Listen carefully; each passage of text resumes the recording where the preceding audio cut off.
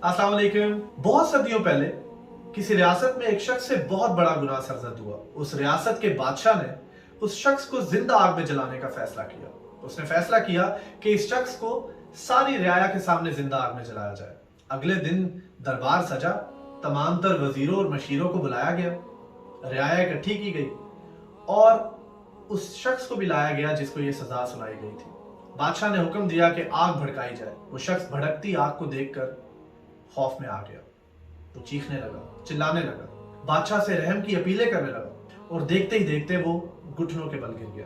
बादशाह ने हुक्म दिया कि फौरन से पहले इस शख्स को आग में डाला जाए। उस शख्स का खौफ और बढ़ गया, खौफ का आलम तारी हो गया। वो रोने लगा, बादशाह से एक और मौके की अपील मांगने लगा। बादशाह से रो रो के फरियाद करने लगा कि उसे माफ कर दिया जाए। और ये कहते हुए बादशाह ने दोबारा हुक्म दिया कि इसे फौरन आग में डाल दो। ये सुनना था कि वो शख्स बेबस हो गया और वो सजदे में गिर गया और रोने लगा, चीख चीख कर रोने लगा। सजदा एक डिफेंस लेस पोजीशन है जिसमें आप अपने आप को सरेंडर कर देते हैं, किसी के हवाले कर देते हैं, सपुर्द कर देते हैं। बादशाह के ऊपर कैफियत तारी हो गई और उसने उस शख्स को माफ कर दिया।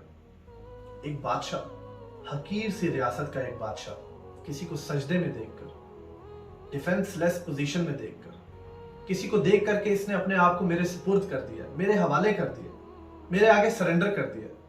अगर एक मामूली सा बादशाह माफ कर सकता है तो अल्लाह रब्बुल इज्जत, जो तमाम तर कायनातों का मालिक है, हजारों खरबों गैलेक्सीज का, सियारों का, सितारों का मालिक है, जो हमें 70 माओं से ज्यादा प्यार करता है, जो हमारी शहरक से ज्यादा करीब है, क्या वो हमें माफ नहीं करेगा? एक ऐसे ही सजदे का अल्लाह ताला को इंतजार है।